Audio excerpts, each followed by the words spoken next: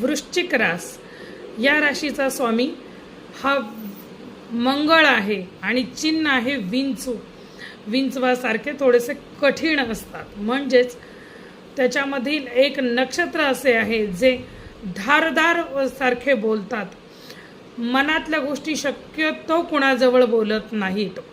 फार असे म्हणतात ना, मनात लपवून ठेवणारे असतात. समुद्राचा थांग लागेल पण यांच्या मनाचा थांग लागणार नाही. खूप कमी लोकांजवळ आपल्या मनातल्या गोष्टी बोलतात. महत्त्वाकांक्षी असतात, भावूक पण असतात आणि तितकेच करारी पण असतात.